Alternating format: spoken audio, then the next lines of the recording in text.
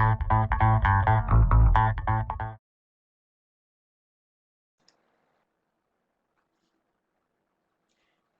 hello everybody. It's 4 o'clock, 4 p.m. in Germany, and I would like to welcome all our guests from the East and from the West. Welcome to today's webinar of Startup Germany Tour 2020 Digital Edition. We are happy that you're joining us today and in the run-up to the Startup Germany Tour. Access to Germany is the main target of many international startups, but most important, you all need customers in order to be successful. So today we would like to prepare you a little bit for selling in Germany. My name is Kathrin Lange and I'm consultant in the International Department of the Chamber of Commerce and Industry in Düsseldorf. And on behalf of our chamber, I would like to welcome you all wherever you are right now. A big shout out to our partners. Without the broad international network in North Rhine-Westphalia, such an event would not be possible. And I would like to thank especially all the other chambers of commerce and industry in the Ruhr region and in the Rhine region. And especially, I would like to thank IHK Dortmund. I would also like to thank nrw.invest, our investment promotion agency, and of course a big thanks to our umbrella organization, the DIHK in Berlin, and our worldwide network of German chambers abroad. Before we start, I would like to explain some of the basic functions of the webinar room. In the top menu bar menu, you will find two icons, a speaker and a hand signal icon. Use the small triangles next to the icons to make the settings. You can turn your speakers or headphones on or off and adjust the volume. With the hand signal icon, you can communicate your status or tell the moderators and speakers to speak more slowly or faster, quieter, louder. And you should also make frequent use of the question area below the slides. In this field, you may put your questions related to the topic selling in Germany, and you can really ask any questions that's on your mind, and our speaker and expert would be more than happy to answer them or discuss them with you. And with this, I would like to introduce to you today's expert, the speaker of today's webinar, Alexander Nowroth. Alexander can look back on almost 15 years of international career in medium-sized companies and in large companies. He had, prior to his job right now, he had leading positions in Germany, Australia, and South Africa.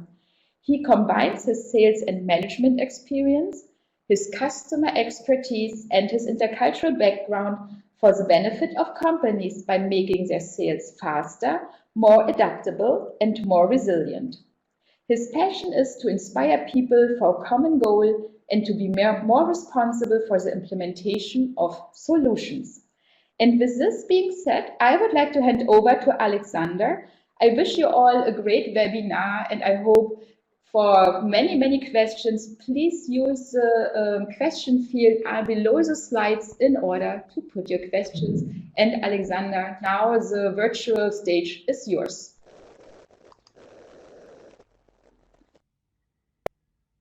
All right, hello everyone.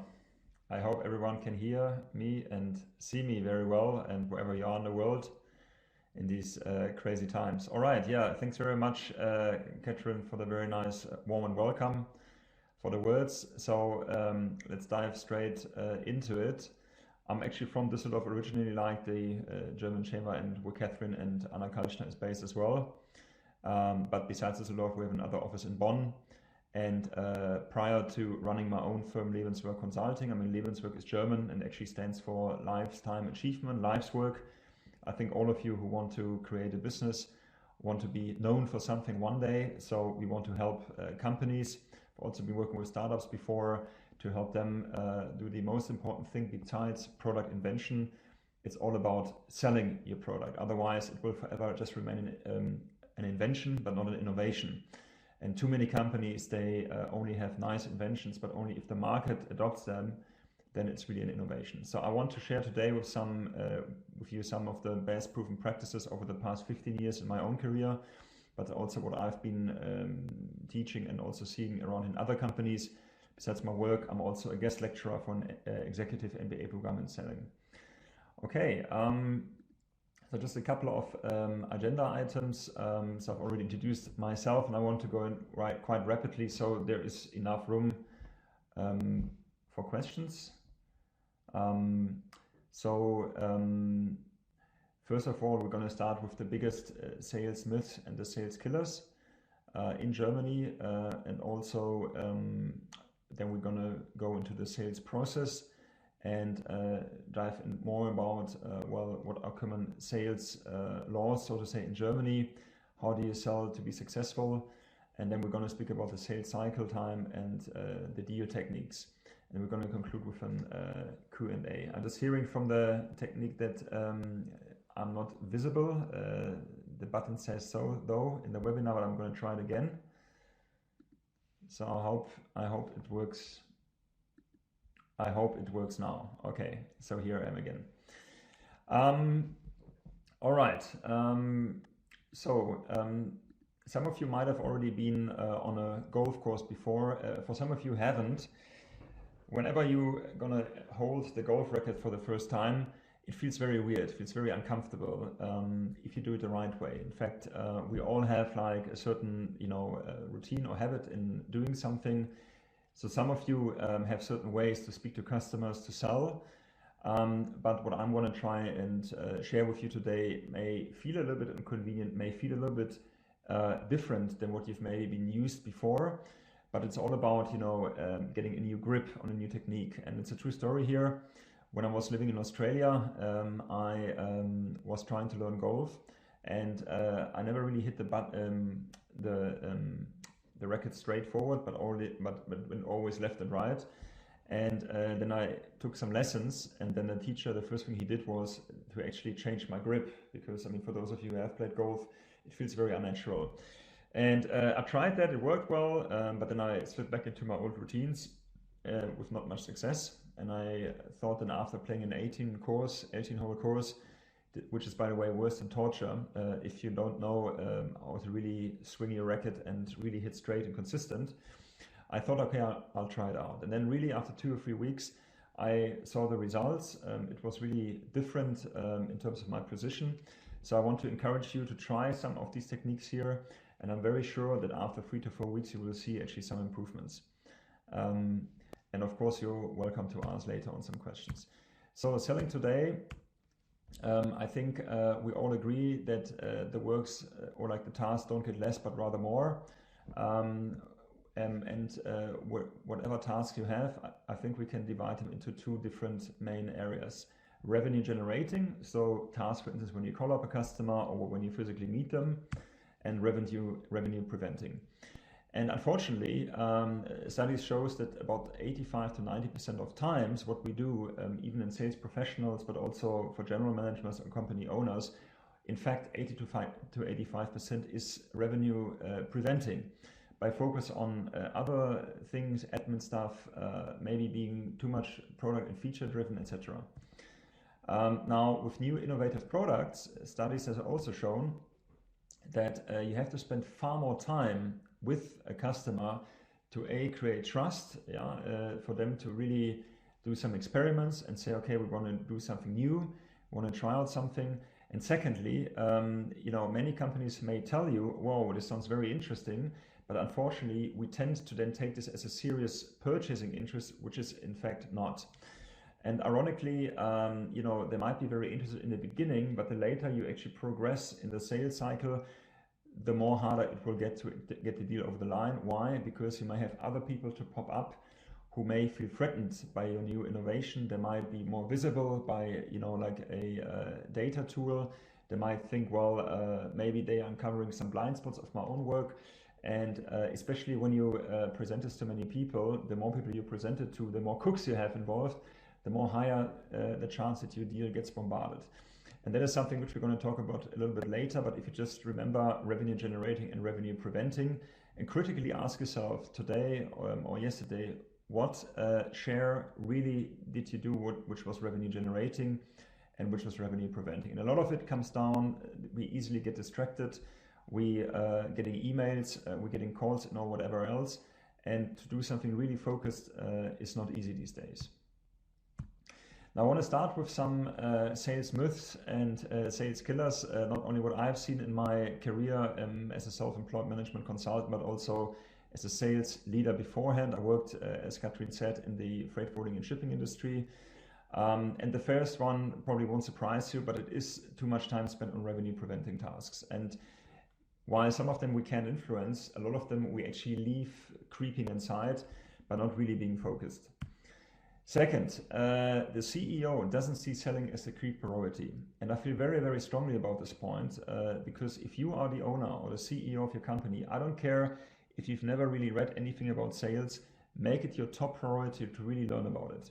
Because if you don't really know how to sell your product, how should you expect that your staff or your future staff should know how to? And also, if this person isn't there, you have to be able to really convert the need and articulate very, very clearly what value you're generating.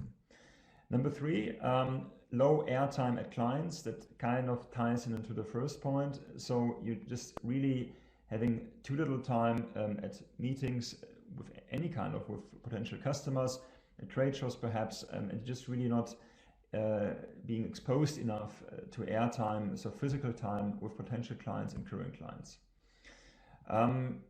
Then you might have too many opportunities. So the opposite of this is that you're trying to juggle around 20, 25 or 30 different leads. That is very difficult, and then hence to have a wrong focus. Either your accounts are too large or too small, or there's no diversification in your client portfolio. Number six, the quotation process takes too long. We live today in a world, and I call it a bit like the Amazon effect, we want everything right now. You know, whatever company I see, whether it is very small or very large, typically in a B2B, in a business-to-business sales environment, a quotation takes 2, 3, 4 days, maybe even longer. But the fact of the matter is, no matter how complex your product is, from the minute your customer said, well, I'm interested, and we'll see what kind of interest you want to generate later on, your quotation should maximum take 24 hours. There's some of you probably who sell to business to consumers where you have an instant quote. So I'm really talking about bigger deals, you know, deals you want to try and create with German companies where you have to have a more fancy kind of proposal. But really, it shouldn't take you more than 24 hours. That is just as a benchmark these days. And most companies, unfortunately, take a lot longer than that.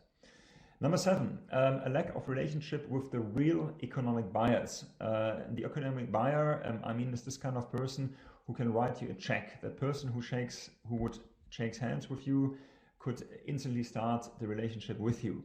So we're not talking about any influencer, I'm not talking about any buying center, but really about the real person who is very, very difficult sometimes to uncover, but that person who really, really, you know, signs that proposal. And often what happens is in any kind of sales environment that often proposals are being made not to the economic buyer. And I'll show you a little bit later as well how important this is, especially in Germany, to identify very early, in fact, as early as possible in the sales process, who really the economic buyer is at your target company.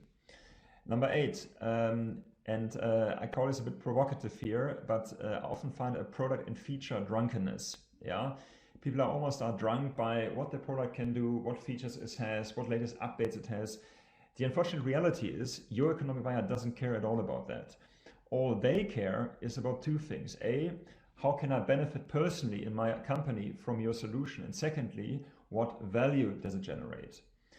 People who are not economic buyers, typically middlemen or people who, you know, first might assess your solution, they might test you really a lot on features and what the product can do, etc.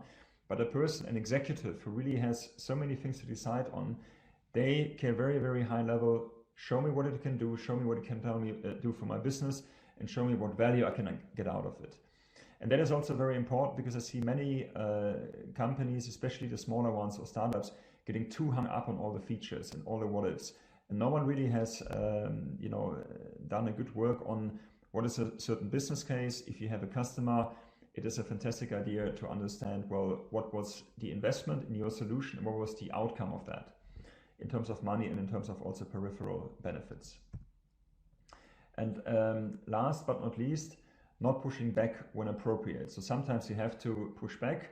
So even if a customer may tell you, well, I would like to see the quote, that you don't just jump like what we've seen a little bit beforehand and say, yes, I'm going to quote you. But if you have the feeling, for instance, what we're also going to discuss a bit later, that it may not be the right economic buyer, or you may not have all the information, you should be saying, I really like your interest, however, and I really appreciate it. However, I don't think we are at the stage yet when we should actually talk about the proposal here. And that does something which you call peer-to-peer level communication, because most salespeople, or most people in fact, what they have an impression about salespeople is they're just some needy salesmen from next door, like used car dealerships, etc.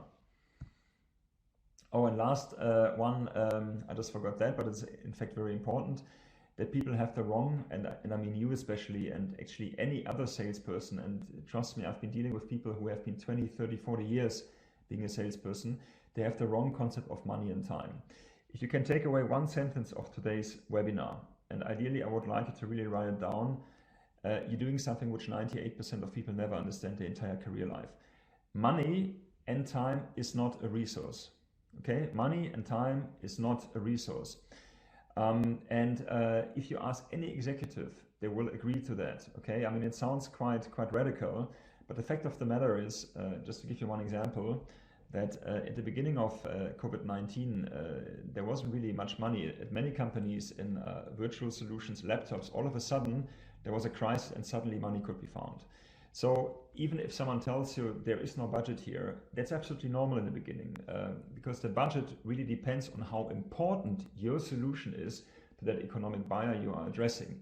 And then if you really create trust and you create a strong sense of, well, we should actually be looking at that, money can be found. Okay, so number 10 is extremely important here. And if you take this away from today, you're doing something which 98% of all entrepreneurs and startup owners will never understand their entire career. Now, I want to go just a little bit holistically about the general sales cycle, what you normally do when you get in a sales process.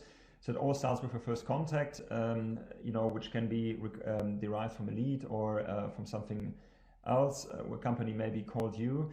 And then typically you will have an appointment or a face-to-face virtual, so like a video call, what we are doing today, any kind of thing like that. And then you typically identify a problem, you create a concept, you discuss the concept, there will be a presentation of the offer, and then there's a closing. So to really streamline this and make it more simple, we can really divide this into 4 stages: qualification stage, interviewing, presentation, and closing. And ironically, many people think the closing is the hardest part, but I'm telling you, it's the easiest part. If you're doing the right qualification, the right interviewing, and the right presentation, and most sales are being lost or also gained during the interviewing phase. It's your ability to really show that you really care about the other person, that you are extremely customer obsessed, and that you address your solution to the individual needs of that customer. We don't have time today to really get into the nitty-gritty of all of the mechanics here, but this is very important, that you rather take your time in the interviewing stage and before pushing forward the sales process to really understand, well, what are we trying to accomplish here, and then rather having another discussion if you're not sure if you completely understood what a client is trying to accomplish. Now, here's some practical advice for you right here. It's all about numbers and sales, right? So, contrary also to what many people think, there is no such thing that you are a born salesperson. Because what it typically refers to is that people are very good in talking. But 80% of the deal is about how well you listen, and based from that, what provocative questions you're asking. And no salesperson in the world, no matter how good they are, can win all of the sales. So I like this rule called the 1/3 rule. So 1/3 of all the deals, you're going to have an easy win, okay? The person might have a problem, you might just be at the right point at the right time. They just like you and you just get into business with them, very easy. Then 1/3 of all deals you do not get no matter what you want. No matter if you even offer it for free, they will have silly payment terms, there might be merit to competition, etc. And 1/3, this is the last one, what we're really talking about. This is the hard wins, okay? This is very important if we look at the hard wins here, because if you are persistent and you're doing some of the things which I'm also sharing today, you can be twice as good as you were before, provided, and this is very important, that you took also these easy wins which were lying around in the streets also completely. So you can see here that no salesperson in the world can win all the deals, and it's a great tool to really, or which will really help you to structure yourself, because you should always ask yourself, well, am I talking to a customer where I have no chance, or where it's very, very hard to win? And sometimes it's very difficult to find this line here, but it is a bit easier if you always consistently ask yourself, what am I going to do with my current customer pipeline? And if you have a pipeline management to identify those things and to measure it. Now, it's important to also understand what is your ratios as a basis for your excellency in sales. Now, what do I mean by a ratio? Very simple. Let's say, and here's just one quick example, if you're, for instance, talking to customers. You may have a number of phone calls or even a number of emails you're sending out, but I recommend you very, very strongly to not just send an email out, because no one reads an email from someone they've never heard of. So let's just say, for an argument's sake, that you're trying to call up customers today. Some of them have returned to work in Germany, and you're trying to call them. Now, here's a very easy thing you can do, and I recommend this to you over the next 3 to 4 weeks. You track your own number of calls. So how many companies have you been trying to call, the number of conversations you've done with this person, and the number of new appointments you've generated out of that. And in a typical B2B sales environment, about 1 in 10, so about 10%, or 1 in 20, so like 1 in 5, which is a 20% ratio, 10 or 20% of whoever you speak to, you can probably convince to have an appointment with. And then if you think, or if you then measure yourself, well, how many appointments do you need to make one sale, and say it's 1 in 10 appointments, and say you're getting 5 appointments every week, it means you get 1 new customer every 2 weeks, okay? So just think about these ratios for a moment, and it's all about tracking yourself, it's about measuring yourself. It is not important, guys, if your ratio is at 10% or 20% or even only at 5%, but it's extremely vital that you know what the ratio is, because only then you know how much effort and how much FTE, full-time employees, you have to basically organize in your own sales team. Now, there are some other ways to really get to leads. I often get asked the questions, well, how do you actually get some prospects? The first thing starts with existing customers. So also, if you only have 1 customer at the moment, or only if you have 5 or 10, there's so much more which we can reap out of customers who have already a trust with us engaged, who believe in us. The first one is, of course, to supply an existing need.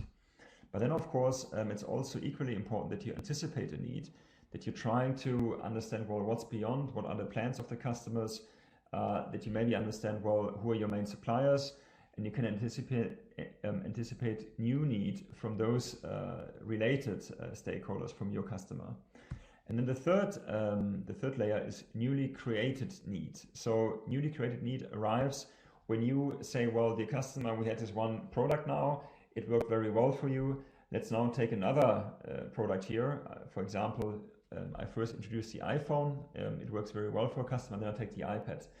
It kind of makes sense. It's a different category, but it's kind of also related, because both of them have really highly responsive displays, and they're interconnected to each other. So it's a new need, and that's why the world also bought an iPad about 10 years ago, even though this thing never existed like that before. Then a great way to really attract, so to say, customers to you, to really generate interest, is that you run your own webinars, okay? The importance of those webinars is, if you can, that you involve another current customer of yours. And it's not about really marketing, it's really about sharing immediate value your own audience can use to try and help their life or make their business life a bit better. And the psychology here is, if someone already gets a lot of value after 30 or 45 minutes, they say, wow, what value would I actually get if I really work with this person? This is why a lot of companies, consulting companies, but also other the like, really run webinars. Or you have your own event, when this is of course again possible with COVID-19. And in those events, I always recommend that you mix existing with prospective customers. Then also, like I said in the beginning, ask your existing customers if they can refer you to someone else in their network. They possibly know who could perhaps buy your service. If you are on LinkedIn with them connected, just check through their whole contact list and just see what customers they have in their own network, potential customer of yours, and ask them for personal interaction. And then what's also very important, especially, you know, a lot of startups get sometimes hang up with very big customers, very big organizations. And often there is an unbelievable amount of process cost and own cost of doing business involved with dealing with these customers. So ask always yourself, is your current return of your customer in a logical relation to your process cost? Or do you maybe have to change something in your offering? Now, I want to dive a bit more into selling in Germany. Also, if you have any questions in the interim, also don't hesitate to put them into the chat. I'll see those questions, and while I will make reference to a lot of them at the end of the webinar, I'll try and incorporate as much as I can in my current presentation. So just think of this pyramid here to the entire workforce of your prospect. So say if you're now going to some German customers, or potential customers, you're exposed to them, let's take an E.ON, let's take an RWE, or let's take a BMW, you have about 10-20,000 people in that. Now, the fact of the matter is that only 1.5 to 2% in those companies, no matter how big or small they typically are, can say yes and no to you, whereas the remaining 98.5 or 98% can only say no. And that's why I like to divide this into key recommender and influencers. So often what will happen is in the beginning especially, that you are kind of getting introduced somewhere over here. Maybe someone saw you, you know, at a event, maybe where you spoke. You may have a first meeting where you're getting introduced to, maybe also through the IHK from someone over here. And they typically are tasked from someone on the top here to really source the market, maybe for some innovative solution. And your job is it to create enough trust that they recommend you internally forward until you actually get to meet the final economic buyer. I strongly advise to process with your sales process unless you have really uncovered who the budget holder here is. Sometimes you might have also an economic buyer somewhere over here or somewhere over here. It sometimes also depends on how much money you're actually asking for to purchase your product. But typically there is a huge amount of people, far more outnumbering those people who can really say yes and no, because these people can only say no to you. Or, and this is the good news on this side, they can refer you internally to someone who really has the authority. This is very, very important. Now, a few other cultural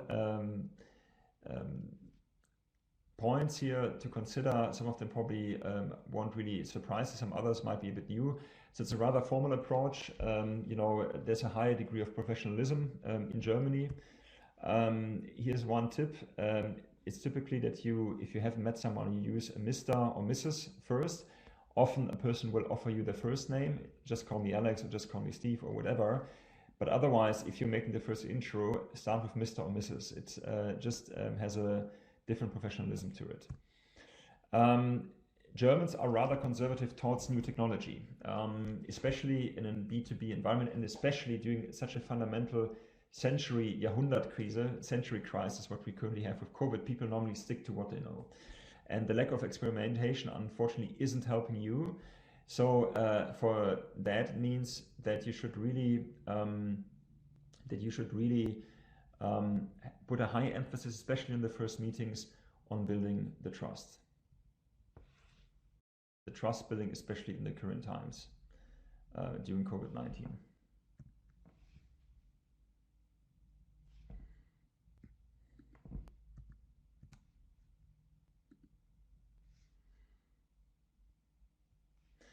Okay. Also, it's very important that you're looking at who you're going to meet at some companies. There might be buying centers, and also it's very hard to identify the budget holder, which is why you rather have a higher aim, or you should have a higher aim to really understand what is the structure in general. So I'm just getting a bit further here. I'm hearing from the participants that basically they can hear me. So I hope we go further. If you cannot hear me, then please just send it to me via the chat, or if it drops out again. And then what is also a good idea if you consider innovative-driven organizations as targets. So ideally, someone who really has been in the press, has been known for maybe an accelerator who does open innovation. Bayer, for instance, is such an example, even though they're not doing too well at the moment, but they have an open source platform.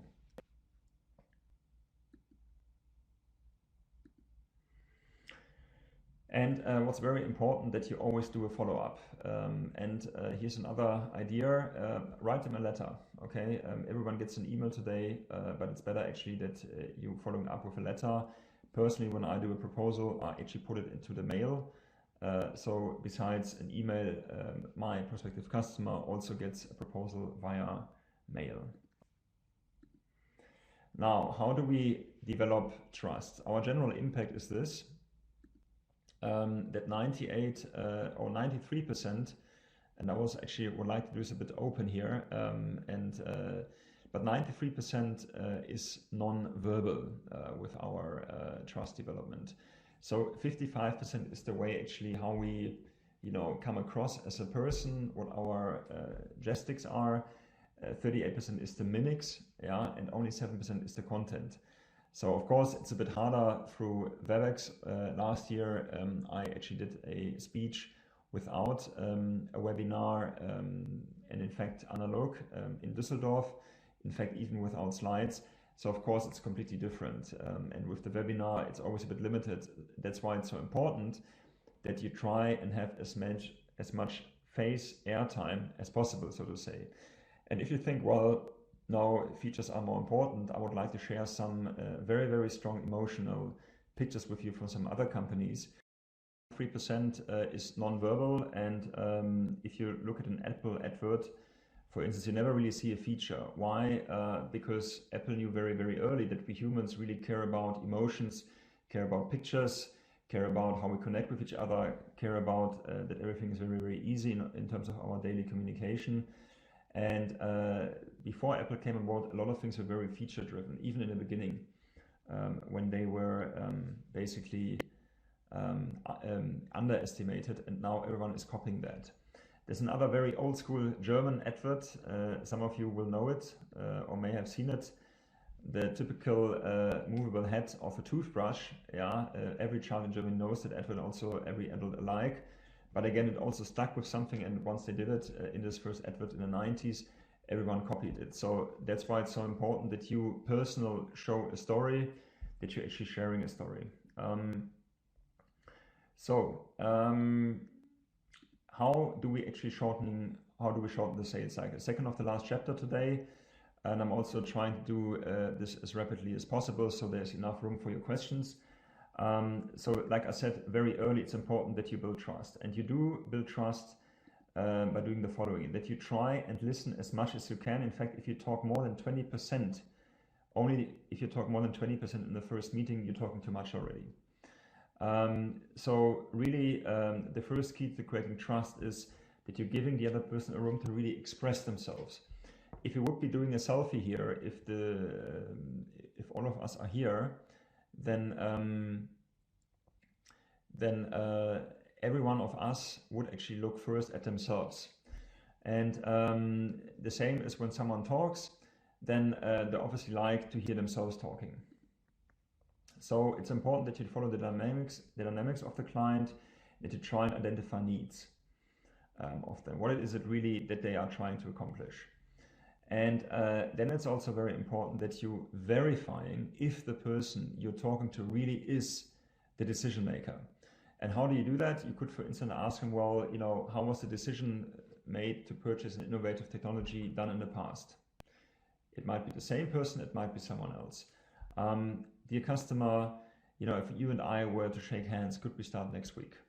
Oh, Alex, yeah, we could do that. Or Alex, I may have to involve my boss.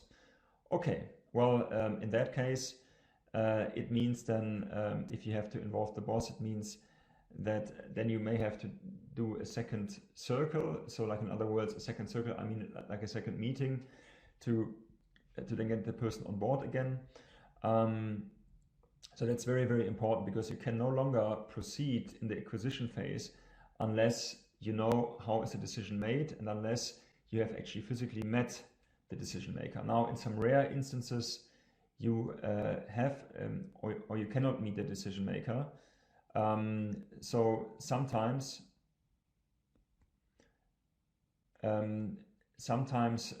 like I said before, the decision maker is difficult to reach, and they, or like the buying center, may have a certain budget for that, but this is rather the exception, I would say. And the last tip I want to share with you is, and again, this is something extremely powerful: try and make it a habit to never leave a meeting you have with a prospective customer without agreeing at the end the time and date for the next meeting.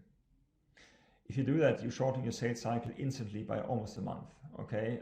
Because it means basically you having a continuity in that, a reliability, and it also shows you how did you actually come across. Does the person wants to meet with you again? And secondly, is this what you've actually been talking about of any importance to the other person? Because no one wants to meet with you again if you're not really getting along further, or it is not important. And then you also know, well, do I have to put more focus on this, or do I not have to do it? Last but not least, what are the common obstacles? The first one is often, I'm not interested in your solution. Well, how can I? Because I've never really seen it before. Someone else might say, I have no time for you. A third person might say, I have no budget. Yeah, like I said before, or we have seen that before and it didn't work. Yeah, haven't we all seen that? Now, while we don't have enough time to dig into too much detail into those, a great technique I want to share with you today is what I call reframing. You put the other person into the same frame from an existing customer of yours. So if someone says to you, for instance, well, I'm not interested, or I have no budget, you could answer, well, dear Mr. Prospect, Diana, funny you're saying that, but those were word for word, I swear, word for word, the exact same phrase before one of my most satisfied customers had actually the opportunity to see what I could offer. So let me suggest that I having a non-binding discussion with you would next week Tuesday 11 o'clock or next week Thursday at 2 p.m. suit you. So you're taking this ball, you're not trying to fight it and say, well, why are you not interested, or what would satisfy you? You say, totally understand, you can in fact completely comprehend that you're having this kind of reaction.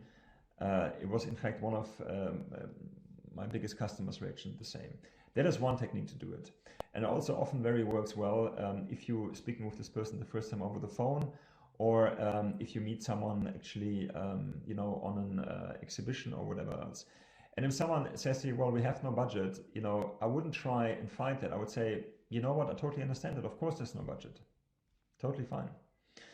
And what it does with that is that it completely takes away that certain potential battle with the other person. And if you want to try and have a battle with the other person as to why they have no budget, well, I guarantee you that they will fight the battle with you. So rather agree with objections to disamount them. Okay, agree with objections to disamount them. Absolutely understand that you have no budget, but let's talk for a minute, and say this customer has told you, well, we really want to have a greater visibility in our customer service, and you're having a tool which has a greater visibility, and say, well, let's assume, dear Mr. Customer, that you had this visibility. What would be your value, your overall impact on your company? Let's think about this for a moment. And then you're tapping again into the emotion, and you can then put your own service into the relation of the certain value, which I've spoken about a bit earlier. So those are the two techniques here.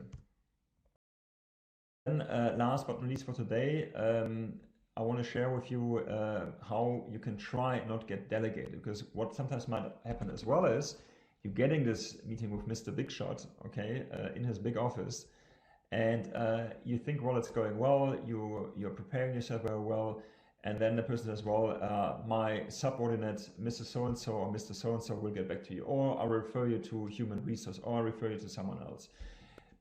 But you know, well, it kind of has to go via your desk, so why do you refer me? And it's important to understand, well, why does it actually happen?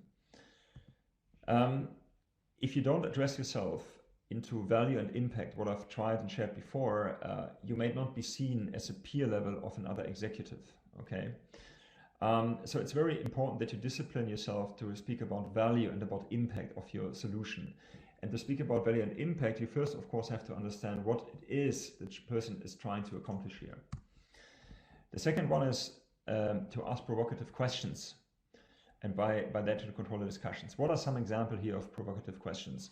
What I frequently ask people in companies is, for instance, especially if on the first or second meeting, you know, especially if I have a suspicion they might not be the right economic buyer, I ask you, well, what would make you a hero internally in your organization? What would make you a hero? And inevitably, this person then is forced to really think emotionally and say, well, if I can achieve this and this, or you say, well, out of the 2 or 3 things you are, or out of everything you're doing this year, what are your 2 or 3 priorities? Another provocative questions is, what if I gave you a magic wand? And I often ask this, it may sound silly in the beginning, but it really is important because it's something that really goes into the emotion of someone. If I gave you a magic wand and I would guarantee that one thing would change tomorrow and it would only be one thing, what would it be? And then sometimes a reaction of that person might be, well, to be honest, I've never really been asked that question before. Let me think about that. And if someone says that to you, I haven't been asked that before, let me think about that, you are controlling the discussion. And especially you are on a peer level with that person. The third thing you can do, and this is especially important for those who are in sales today, or who maybe are a manager, you can always say, well, why don't I come back with my CEO or with my chief commercial officer and we discuss this together to accelerate the decision process. Also works quite well when you have been dealing with a subordinate of someone or someone who isn't the right decision maker and you want to involve this person's boss. And then what's very, very important is discipline yourself to only create proposals if you have absolutely verified, like I said or showed before, this really is an economic buyer here. I guarantee you that 99% of proposals which are not made or addressed directly to an economic buyer will get rejected for the purpose of what we've seen in this pyramid graph I showed you earlier. And what's also important is be very persistent. Sometimes people will only say yes because you've asked a second or a third time. Kids, in fact, those of you who have kids, they are absolute masters in that. They can turn around things by just asking 2 or 3 times the same question. Of course, you have to find the fine line between when you're stepping on someone's nerves or when you're actually just being persistent. And it's also important that you treat yourself well at all times. I mean by that, especially when you get a setback, don't take it personal. It's part of it. In fact, Michael Jordan said once famously, if you're not failing, you're not trying. The more you try, the more you will fail. The difference, though, is between an absolute winner is that you learn from your failings and see it as an opportunity to grow and try and not do the same mistakes again. And the last thing is what I said very much in the beginning. Remember that money and time is not a resource. It's only a matter of priority. Someone might not say, well, I don't have the time for you right now, because they might have not really have heard of you and they might not really see you as someone who is really who is really important to you. So it's very important to remember that. That is basically basically concludes my presentation. Again, apologize that but I had some technical difficulties here with the webinar program, unfortunately. However, now there is some room for some questions here. Please share them in the chat with you, and then we can take it from there. Thank you. Yeah, thank you, Alexander.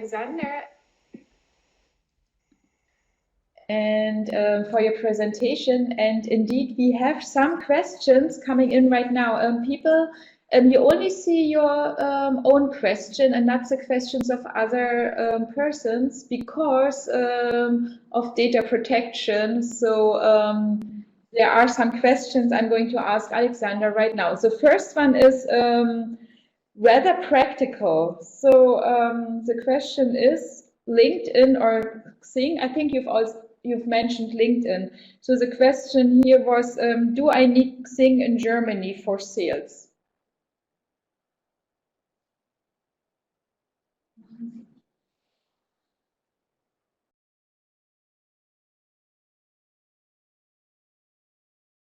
Workshops. There's very little you can do in terms of posting own IP, intellectual property. In LinkedIn, you can post on videos, you can post articles. You also have, to my experience, a lot more search functionalities. But I would probably be on Xing just for the sake that you can be found, but have your main emphasis on LinkedIn. Then we have another question.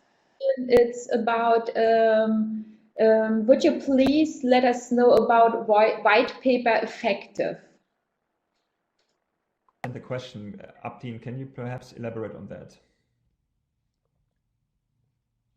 We have a question to approach a German customer first, via email or call. What would you suggest in general? Definitely a call. In fact, you have a 10 times higher chance to get directly through to a customer. Remember, via email, you can never really express yourself. You cannot really respond to any obstacles you might be asked with. And in fact, most of your emails will not be read or land into the spam folder because you're not known to that organization. All right, the next question. Do you suggest that we have a partner to help us as a recommender or influencer with their allies? Well, with allies, I'm not sure if I understand this correctly, the question, I mean, it always helps if you know someone at a certain organization. And what I shared before was, you know, you could either ask one of your clients, or if you don't have that, what's always a great idea is that you search on LinkedIn if you're looking for instance, the head of IT or the head of, I don't know, quality management or the head of sales. And typically you will find that person over LinkedIn and or in other professional media. And you can then ask the switchboard to get through to this person, because to just speak to someone in Germany and ask, well, I would like to speak to the head of sales, there's a high chance you won't get put through simply for data protection act. But if you're mentioning a name, you have a higher chance for that. All right, then the next question is, what do you think about the German perspective or German receptive over text from LATAM text? There's no, definitely no, because I read a little bit like, is it an advantage or a disadvantage? It doesn't really matter where you're from in the world, really, because I mean, we are a country with 200 different nations here. So it comes down to self-confidence. The most important thing is that you can articulate clearly what value you can offer. And secondly, that you present with a strong team. But whether the team comes from Latin America, from China, from Ukraine, or from America isn't really important. Then now we have some questions that are related to German language. So one is, do we need an internet presence in German language? And the second would be, can we have the whole communication with our German clients in English, or do we have to talk sometimes in German? Yeah, so I start maybe with the website. I would highly recommend that you have a website in German. Nelson Mandela once famously said that if you want to really be understood, talk in a language the person understands. But if you really want to address the heart of that person, try and talk in a native language.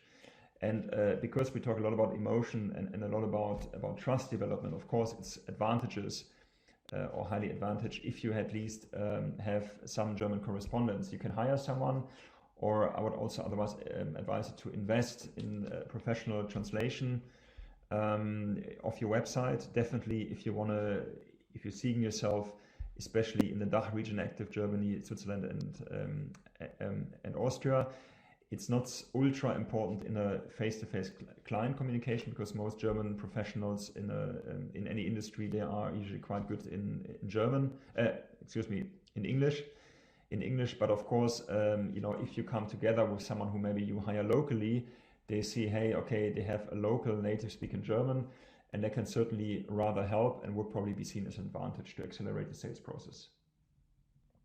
Okay, then the next, where can we find an influencer that is related with some industry, probably with our industry where we sell in? Again, this question is very broad. I need some elaboration from you, Nelson, for that. So then the next question, how is our chance for selling services, goods from foreign countries, startups? Again, I mean, sky's the limit. So there's no right or wrong. There's a huge chance for that because we need foreign technologies. And again, it comes down to self-confidence. You know, if you're not, I mean, if you don't try, you don't know. So full steam ahead. All right, then we have a from one of our participants. He says, again, white paper is a great material to lead customers, probably, yeah, through the white paper. And there's also one question, will we have your email, Alex? And of course, we've discussed it before, and all of our participants from today's webinar are, of course, getting the email address of Alex in order to connect with him. And what I can also encourage you is, Abdin, thank you very much for your interest. I encourage with all of you to connect with me on LinkedIn. You will in fact see more than almost 24 articles on sales topics. So there's a lot more content you can read from mine free of charge. And yeah, if you want me to help you with anything, we can always have a chat. But yeah, happy to connect, especially on LinkedIn. And again, I don't have shares in this, but I think LinkedIn has done phenomenally well. And it's a great tool for you to really get into the German market and really understand, well, who is who, basically, in some industries. Yeah, happy to connect. Then last question, is digital marketing a good strategy to sell services in Germany, especially for the B2B solutions? I would probably say it's a combination of it. So it shouldn't just be your only funnel, okay? You should also try and be analog by trying to connect and or reach out to certain customers. But it is a very good tool in terms of measuring the success of your campaigns, yeah? But it shouldn't be your only channel. It should be 2 or 3 different channels, or part of a multi-channel strategy. All right, so now the last question from me, how important is punctuality? Because we just saw that some of our startups just joined right now, probably being a little bit confused with the time zone issue. So how important is punctuality in Germany if it comes to sales? So I think we probably know the answer. No one likes to wait for someone, and especially if you want something from the other person, you want to be on time. So punctuality is royal. I don't just think to Germany, but I think anywhere in the world you are, because if you can't be on time, I mean, with me as a customer, I would really question how your overall abilities to serve me as a client could be if you can't even manage to be on time. I hope that answers that. It's 5 o'clock. Thank you so much, Alex, for being with us today in the afternoon. And we really appreciate it that you shared all your experiences with us today. Dear participants, thank you for being with us today for this hour. We hope that we could give you some idea on how hard it might be to sell in Germany, but also how motivating it can be to invest in your sales here in Germany. Of course, we would like your feedback. How did you like the session? What other topics might be relevant for you in order to access the German market? And then, of course, I hope to see some of you again at the Startup Germany tour in October. And don't forget to sign up for the Startup Germany tour. And with that, I'm going to say bye-bye and see you next time. Thank you also, Kathrin. Thank you to everyone. And hope you could get a few takeaways. And happy selling. And all the best and good luck.